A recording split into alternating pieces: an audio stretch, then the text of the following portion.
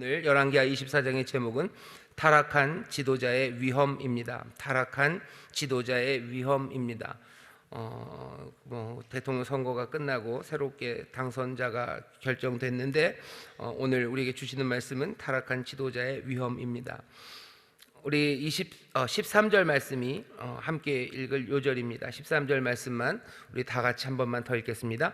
저가 여호와의 전에 모든 보물과 왕궁 보물을 집어내고 또 이스라엘 왕 솔로몬이 만든 것 곧 여호와의 전에 금기명을 다 회파하였으니 여호와의 말씀과 같이 되었더라. 아멘. 우리 먼저 효화행복 교제를 한번 천천히 읽겠습니다. 그렇게 길지 않은 말씀이었지만 다시 한번 24장에 어떤 말씀이 있었는지 우리가 효화행복 교제를 한번 쭉 읽어가도록 하겠습니다. 애굽의 허수아비로 왕위에 오른 여호야김은 애굽을 누르고 신흥 강대국으로 자리 잡은 바벨론의 지배를 받게 된다. 이 같은 국제정세 속에서 여호야김은 선지자 예레미야의 말을 무시하고 바벨론의 느부갓네살을 3년 동안 섬기다가 배반한다. 그리고 이로 인해 느부갓네살이 동원한 갈대아, 아람, 모압, 암몬의 연합군에 의해서 멸망하게 된다. 사실 여호야김이 바벨론의 반기를 들고 친애굽 정책을 썼던 것은 주권을 회복하려 했기 때문이다. 그러나 그의 생각은 하나님의 뜻과 대세에 어긋나는 잘못된 판단이었다. 결국 여호야김은 바벨론의 느부갓네살에 의해 결박된 채 포로로 끌려가고 대신 여호야킨이 통치하게 된다. 여호야킨 역시 악을 행하자 하나님은 느부갓네살이 예루살렘 성을 침공하는 것으로 그의 악행을 심판하신다. 이 때문에 성전과 왕궁의 모든 보물 그리고 기구들이 회파되었고 예루살렘의 백성과 방백 그리고 용사와 여러 기술자들이 바벨론으로 끌려갔다. 바벨론 왕은 여호야킨을 대신하여 요시아의 넷째 아들인 matthaniah를 왕으로 삼고 이름을 시드기야로 고쳤다. 그 역시 하나님께서 보시기에 악을 행했고 예레미야의 충고를 무시한 채 바벨론을 배반하고 친애굽 정책을 펼쳤다. 이로써 바벨론의 군대를 다시금 예루살렘으로 불러들이는 어리석음을 범하게 된다. 본장에서 지도자의 잘못된 판단이 한 나라를 죽음과 고통의 나락으로 떨어지게 할 수 있다는 교훈을 얻을 수 있다. 지도자가 어떠한 판단 기준을 가지고 있느냐에 따라 따르는 자들의 생사가 달라진다. 특별히 국가 지도자들이 성경적인 통찰력을 기르며 하나님의 말씀을 기준으로 매 순간 옳은 결정을 할 수 있도록 기도하자. 아멘. 제일 마지막에 그렇게 돼 있죠. 특별히 국가 지도자들이 성경적인 통찰력을 기르며 하나님의 말씀을 기준으로 매 순간 옳은 결정을 할 수 있도록 기도하자 이렇게 돼 있습니다. 아마 이 말씀이 오늘 우리에게 주시는 말씀이라고 생각합니다. 대통령 선거가 끝났습니다. 아마 수요일 날 밤 늦게까지 많이들 못 주무셨을 거고 어쩌면 새벽까지 안 주무신 분들은 아직도 좀 이렇게 리듬이 깨진 데미지가 있으실 거라고 생각합니다. 아시는 것처럼 선거가 굉장히 팽팽하게 진행이 됐습니다. 그래서 인천도 그냥 반으로 쭉 갈렸죠. 우리 교회도 뭐 그렇게 따지면 딱 반으로 갈렸을 겁니다. 우리 성도들 중에서 오늘 새벽에 오신 분들 중에서 반은 아마 안도하시면서 오셨을 거고 또 어떤 분들 반은 아이고 아깝이 그러면서 속상해서들 오셨을 겁니다. 솔직하게 말하면 우리 교회 같은 경우에 딱 절반은 아닐 거라고 생각합니다. 아마 안도하시는 분들이 조금 더 많으실 거라고 생각하지만 여전히 이 안에 안도하시는 분도 있고 뭐가 좀 더 가슴 아프고 속상하고 그리고 화나시는 분들도 있으실 거예요. 하지만 일단은 모든 권세는 하나님으로부터 나온 것을 우리가 믿습니다. 그것에서 하나님이 선한 것들을 만들어낼 것을 우리는 믿는 사람들입니다. 적어도 믿음의 사람들, 하나님이 인도하심을 믿으면서 여기 있는 말씀대로 하나님이 인도하셨으나 하나님이 인도하신다고 모두가 다 모든 권세가 다 선하고 복이 되는 권세가 되는 건 아닙니다. 하나님이 사용하시고 또 하나님의 뜻에 합당한 그런 좋은 권세가 되어서 이 땅에 정말로 하나님의 복이 또 하나님이 주시려는 선하심이 넘칠 수 있도록 기도해야 될 줄 믿습니다. 오늘 우리가 읽은 열왕기하 24장 말씀은 잘못된 왕들의 이야기입니다. 오늘 이 이야기들을 조금만 더 살펴보면서요 우리가 어떻게 살아야 되는지, 도대체 이런 세상에서 어찌 살아야 되는지, 도대체 무엇을 해야 되는지 조금 더 생각해 보려고 합니다. 오늘 나온 왕들은 뭐 세 사람입니다. 여호야김, 여호야긴, 이름이 그렇죠. 김이고 긴입니다. 그리고 세 번째 사람은 시드기야. 왕 셋이 나오는데요. 셋 다 뭐 그냥 그렇습니다. 여호야김은 3년, 여호야긴은 3달, 그리고 시드기야는 뭐 11년을 다스린다고 그러는데 모두가 다 여호와 보시기에 여호와 앞에서 악을 행하는 왕들이었고요. 모두가 다 어리석은 판단을 하는 사람들이었습니다. 어리석고 그리고 여호와 보시기에 악을 행하는 이 못되고 그리고 불쌍한 그리고 타락한 지도자들 때문에 이 예루살렘과 유다는 하나님의 심판을 받습니다. 어차피 하나님 심판받으렸던 거 아니었습니까? 아니요, 꼭 그렇지는 않습니다. 하나님의 심판이 임하였지만 하나님께서 어떻게 때리실지 또 얼마나 심하게 다루실지는 어쩌면 이 사람들에게 조금 달려 있었을 겁니다. 예레미야에게 하나님이 말씀을 주셔요. 예레미야에게 전하라고 하는 때가 바로 이 왕들의 시간입니다. 이 왕들의 시간, 특별히 여호야김의 시간에 예레미야에 있는 많은 말씀들을 쓰는데요. 계속해서 전하는 거죠. 우리가 너무너무 악을 행했기 때문에 하나님 우리에게 벌 주신다. 하나님이 벌 주시는 거 받아야 된다. 벌 받고 나면 하나님이 회복하실 거다. 그러니 하나님이 주시는 벌을 그냥 받자고. 바벨론을 하나님이 들어서 우리를 때리시는 도구로 삼으셨으니 그냥 바벨론이 하는 것에 우리가 그냥 당하면 된다고. 애굽으로 달려가고 뭐 해서 거기 맞서 싸우지 말라고. 하나님이 때리시는 거니 우리가 맞아야 된다고 예레미야는 눈물로 호소합니다. 하지만 예루살렘과 유다에 있는 사람들은 그 말을 듣기 싫죠. 바벨론이 뭔데? 그러는 거야. 바벨론이 뭔데? 지들이 뭔데 우리를 때리냐고. 우리는 여호와의 백성인데 우리가 이길 수 있다고. 틈만 나면 바벨론과 대항하는 일로 나서요. 그러니 결국은 바벨론 왕 느부갓네살이요, 그냥 할 수 있는 가장 잔인하고 잔혹하고 폭력적인 방법으로 예루살렘과 유다를 깨뜨립니다. 어쩌면 하나님의 앞에서 어쩌면 회복될 수 없을 만큼 상하고 회복될 수 없을 만큼 악했을지라도 하나님의 말씀에 조금만 더 귀를 기울인다면 어쩌면 맞아도 덜 아프게 맞을 수도 있었어요. 하지만 여기 있는 이 못나고 악하고 어리석은 지도자들 때문에 어쩌면 이스라엘은 점점 더 하나님 앞에서 더 맞고 그리고 더 부서지는 그런 아픔의 시간으로 갑니다.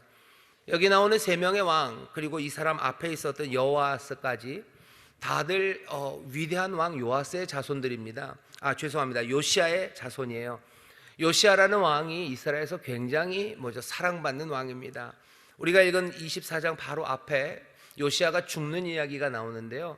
요시아가 죽을 때 어떻게 보면 굉장히 슬프게 죽었습니다. 요시아는 하나님의 말씀을 다시 한번 붙잡고 이스라엘, 유다 땅을 한건 바꾸려고 했던 무슨 개혁군주입니다. 모든 이방 신을 섬기는 것은 물론이고 산당에서 제사하는 것까지 다 제해버리고요, 온 유다 땅이 정말로 하나님 앞에 나올 수 있도록 애쓰고 수고했던 왕이 요시아입니다. 그냥 그 나라를 앞뒤로 다 달려가면서 사람들을 붙잡고 이러면 안 된다고 하나하나 바꿔냈던 왕이 요시아죠. 유다는 요시아를 사랑합니다. 유다에서 요시아가 사람들로 하여금 꿈꾸게 했던 왕이 요시아입니다. 그런데 이 요시아가 죽어요. 왜 죽냐면 애굽과 맞서 싸웁니다. 애굽이 아수르를 도우려고 가는 그 길을 막아서는 거죠. 왜냐하면 그렇게 아수르를 돕는 것, 아수르가 이스라엘을 멸망시켰기 때문에 애굽이 아수르를 도우면 이제 또 뭔가 악한 일이 생길 거라고 생각하고서 요시아는 그 거대한 나라 애굽, 이집트를 막아선 왕입니다. 이집트를 막아섰는데 힘이 안 되죠. 그래서 요시아가 죽은 곳이 무깃도라는 골짜기입니다. 무깃도, 거기 있는 그 자음만 따지면요, 미음, 기역, 디귿이에요. 요즘 우크라이나를 러시아가 침공하면서 성경에 있었던 아마겟돈이 시작되는 거 아니냐라고들 말하는데, 그 아마겟돈, 그 마겟돈도 보면 미음, 기역, 디귿이죠. 무깃도 골짜기에서 아마 아마겟돈, 그 전쟁이 있을 거라는 무깃도를 이야기하는 이유는 요시아 때문입니다. 요시아가 거기서 굉장히 슬프게 죽었어요. 애국과 붙었던 곳입니다. 어쩌면 슬픈 전쟁이 일어난다면 거기는 무깃도에서 일어나야 돼요. 아마겟돈이라는 말이 거기서 나올 정도로 요시아는 유다 사람들에게요, 깊은 슬픔을 안겨줬어요. 위대했던 왕 요시아가 죽고 그 아들들이 나오는데 그 아들들이 하는 일을 보면 한심합니다. 여호야김이라는 왕, 오늘 첫 번째 왕은요, 그냥 애굽 왕이 이름을 바꿔버린 거예요. 그러니까 애굽에 그냥 쩔쩔매는 왕이 여호야김입니다. 이 여호야김이 그냥 약하고 못나고 그리고 슬픈 나라에 그냥 힘없는 군주가 아니에요. 애굽이 마음대로 휘둘러서 여호야김을, 원래 이름이 엘리야김인데요, 이름을 그냥 확 바꿔버렸어요. 그러니 얼마나 연약한 나라고 연약한 군주입니까? 근데 이 연약하고 힘없는 군주 같지만 자기 나라 안에서, 유다 안에서는요, 온갖 악한 일을 행합니다. 별것도 아니에요. 자기 아버지 요시아에 대하면 정말로 불쌍하고 별 볼 일도 없는 사람이 그 땅에서 행하는 일은 악한 일들입니다. 여기는 별로 기록되어 있지 않아요. 왜냐하면 예레미야서에 벌써 이 여호야김이 얼마나 악한 왕인지가 나오기 때문입니다. 예레미야서 22장에 보면요, 이 왕이 궁을 지어요. 백향목으로 궁을 짓습니다. 바벨론에게 얻어맞고 애굽에 휘둘리고 그리고 나라가 그렇게 흔들흔들 하는데도 여호야김은 백향목으로 호사로운 궁을 짓죠. 백성들은 조공 바치느라고 허리가 휘는데 이 왕은 자기의 왕궁을 호화롭게 짓는 것, 그것에 몰두합니다. 그냥 정신 나가서 화려한 것만을 좋아하는 왕도 아니에요. 이 왕은요, 예레미야서 26장을 보면 선지자를 죽이는데요, 그냥도 아닙니다. 예레미야처럼 그렇게 예언하는 선지자 우리아라는 사람이 있었습니다. 우리아가 하나님의 말씀을 전하니까 여호야김이 싫은 거예요. 그러니 잡아 죽이겠다고 결정합니다. 우리아가 그 말을 듣고 애굽으로 도망갔어요. 여호야김은 어떻게 하냐면 애굽까지 사람을 보냅니다. 사람 보내서 붙잡아 와요. 그리고서는 자기가 그 선지자 우리아를 죽입니다. 예레미야서 36장에 보면요, 여호야김이 무슨 일을 하냐, 이 사람이 하나님의 말씀 두루마리를 불태워요. 가져오라고 그래서 읽으라고 그래요. 그래서 짝 찢어주면 칼로 쭉 찢어가지고, 겨울입니다, 자기 앞에 있는 화로에다 그것들을 집어넣고 태운 사람, 그 사람이 여호야김입니다. 이 사람은 악한 왕이에요. 어리석고 무지할 뿐만 아니라 악한 왕, 여호와 보시기에 악을 행하는 왕이 여호야김입니다. 여호야긴, 그 뒤에 왕이 된 그 아들, 3개월 만에 바벨론의 포로로 잡혀갑니다. 결국은 유다에 있는 모든 기술자들, 훌륭했던 사람들 잡혀가고 빈천한 자들만 예루살렘에 남았다고 할 만큼 슬픈 일이 있었습니다. 여호야긴 3개월 다스렸어요. 그런데도 3개월 동안 여호와 보시기에 악을 행한 왕이 여호야김입니다. 3개월 동안 도대체 뭘 했길래 그렇게 여호와 앞에서 악을 행했나? 그 기록이 많지는 않아요. 하지만 자기 아버지의 일을 그대로 했대요. 아버지의 일을 그대로 했다는 거 보니 했던 것은 자기의 입속 차리는 거죠. 자기 명예를 찾는 거죠. 힘도 없고 아무것도 없으면서 지도자로서 정말로 하나님 앞에 눈물로 기도하고, 또 어쩌면 이 땅을 그리고 이 백성들을 내가 품고 또 선한 것들을 만들 수 있을까 애를 써야 되는 이 사람이 3개월 만에 하나님께서 바벨론에 잡혀가게 할 정도로 아버지의 그 악한 일들, 어쩌면 선지자들 죽이고 그리고 하나님의 말씀 무시하고 그리고 자기의 입속 차리는 그 일을 여호야긴은 합니다. 시드기야 마찬가지예요. 시드기야도 여호와 보시기에 악을 행합니다. 여호와 하나님 앞에서 악을 행하는 이 모든 왕들, 나라가 쓰러져 가는데도 자기 입속을 챙기고 하나님 앞에서 바르게 살려고 애쓰지도 않았던 왕들, 오늘 열왕기하 24장, 열왕기하가 25장까지밖에 없습니다. 우리에게 보여주는 건 이건 걷잡을 수 없다는 거죠. 요시아가 뭔가를 해보려고 했지만 요시아가 슬프게 죽어요. 그리고 그 다음서부터는 걷잡을 수 없습니다. 그냥 이어지는 왕들 족족이 몽땅 다 여호와 보시기에 악을 행하고 무지하고 도대체 자기 입속 차리고 뭐 어떻게 할 줄을 모르는 왕들, 그 왕들이 우리 앞에 보입니다. 우리는 그냥 예상 가능해요. 이 사람들 큰일 났구나죠. 이 사람들 큰일 났구나. 여호와께서 이들을 그냥 두시지 않으시겠구나. 아니나 다를까 여호와께서는 이들을 결국은 그 앞에서 다 쫓아내십니다. 하지만 재밌는 거는요, 이런 상황에서 이런 왕들이 보이는데도 불구하고 예루살렘과 유다에 있는 사람들은 도대체 뭘 하고 있었을까? 그게 궁금합니다. 궁금하시죠? 거기에 보면 두 종류의 사람이 있었어요. 훨씬 더 많은 사람들이 있었고 아주 조금인 사람이 있었는데, 아주 조금 남은 사람들의 대표는 예레미야입니다. 예레미야 선지자는 눈물로 통곡하죠. 눈물로 통곡하면서 하나님의 말씀을 전합니다. 이러다가 멸망된다고, 아니 하나님이 이제 멸망하실 거라고, 망하게 하실 거라고 눈물로 통곡하고 기도하며 그 가슴 아픈 말씀을 전하는 사람이 있는가 하면, 여기 반대쪽에 하나냐라는 사람이 있어요.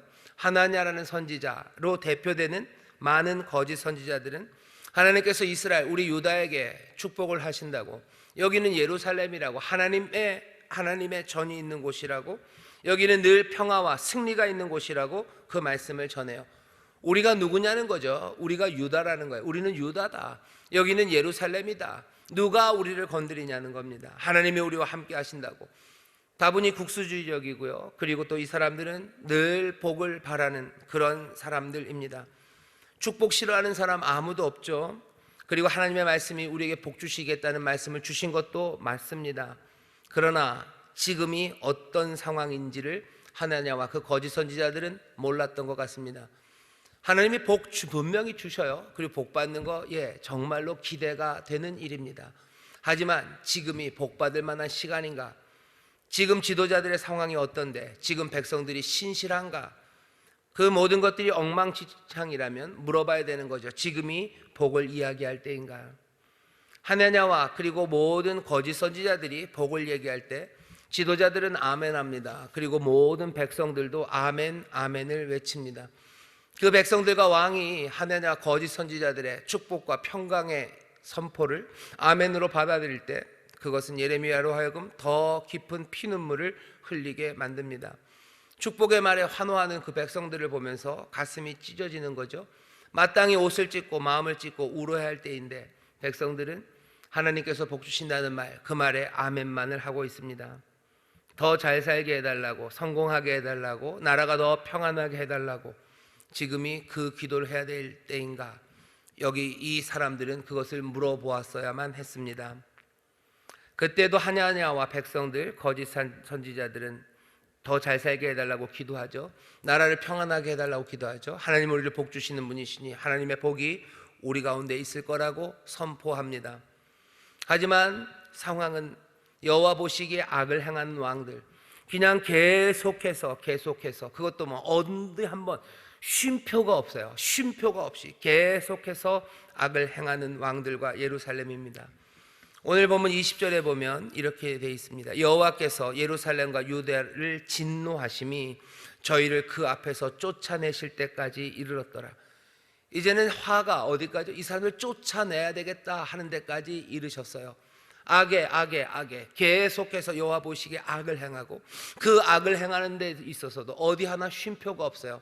선지자들을 보내서 이러면 안 된다고 말하는 사람들을 죽이고 계속해서 복이 있을 거라고, 평강이 있을 거라고 그렇게 부르짖고 거기에 아멘을 합니다. 멸망은 바벨론 때문이 아니라 예루살렘과 유다 때문이라고 말하는 거죠. 멸망은 하나님이 힘이 없으셔서 예루살렘과 유다가 멸망하는 것이 아니라 하나님의 심판 때문입니다. 왕, 그리고 지도자, 그리고 국민, 그리고 모든 백성들, 이 사람들이 하나님의 법 아래에 있음을 기억해야 합니다. 복을 받을 생각을 한다고 해서 복을 받는 건 아니에요. 뭐 그런 얘기들이 있죠. 옛날에 한때 유행했던 뭐 시크릿, 그래서 복 받는다고 말하래요. 복 받는 거 생각하래요. 그러면 복을 얻는답니다. 이건 뭐 하냐냐의 생각보다도 어쩌면 더 이상한 생각이에요.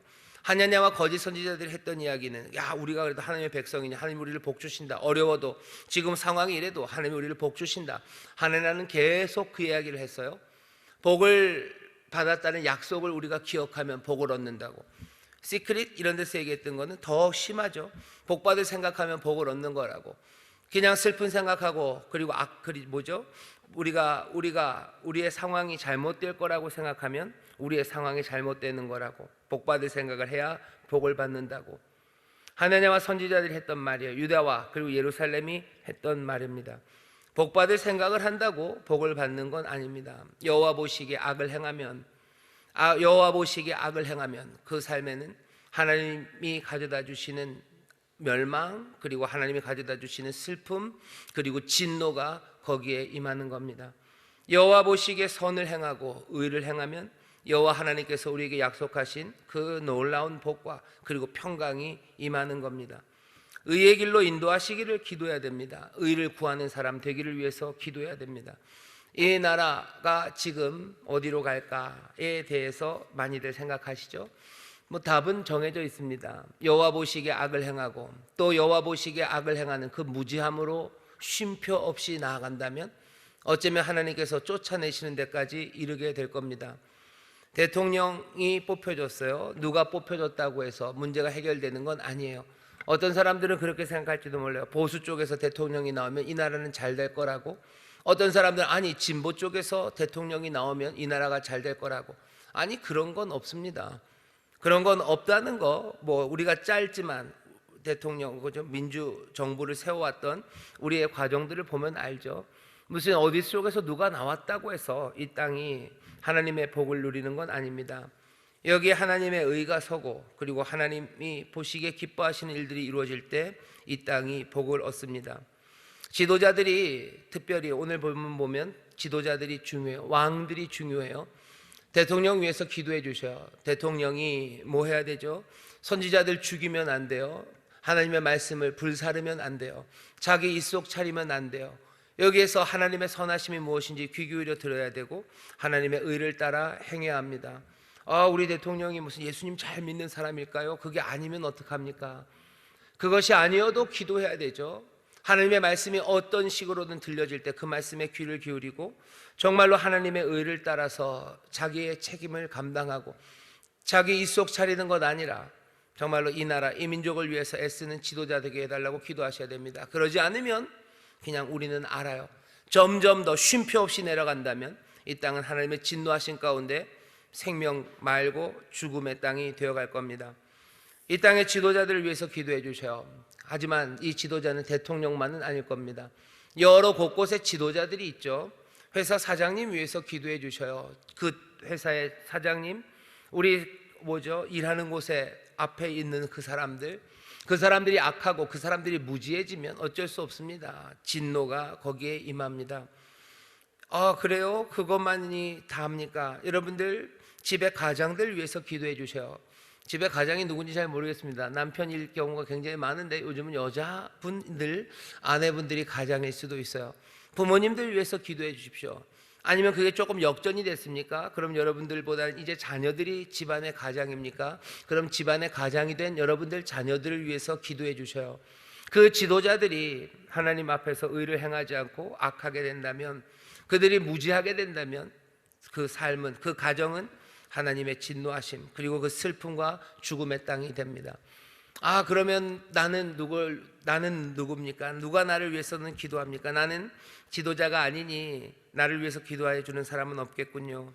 여러분들 자신을 위해서 기도하십시오. 왜냐하면 결국은 내 삶을 인도해가는 것, 주님의 위임을 받아서요, 내가 내 몸을 그리고 내가 내 삶을 하나님께로 가져가는 겁니다. 내가 내 삶을 지도할 거예요. 내가 내 삶을 인도할 겁니다.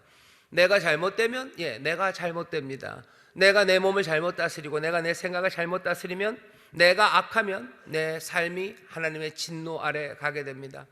내가 하나님의 의를 따르기 위해서 기도해 주셔요. 우리 집 가장이 하나님의 의를 따라서 행하기를 위해서 기도해 주셔요. 우리가 일하는 일터에 지도자들이 하나님의 의를 따르고 무지함이 없이 정말로 지혜롭게 그 일을 진행할 수 있도록 기도해 주시고, 이 나라 이 민족의 지도자로 세운 사람들이 여호와를 경외하고 두려워하며 하나님의 의를 따라 그렇게 살아갈 수 있도록 기도해 주십시오. 그래야 이 땅이 그리고 삶의 현장이 하나님의 복이 넘치기 시작합니다. 기도해야 될 일이 많습니다. 오늘 이 시간 우리 함께 기도할 겁니다. 나라 민족을 위해서 기도해 주셔요. 지도자를 위해서 기도해 주십시오. 하나님의 의를 따라 살아가도록 기도해 주셔요. 또 하나님을 두려워하는 자가 되도록 기도해 주셔요. 무지하고 어리석지 않도록 기도해 주십시오.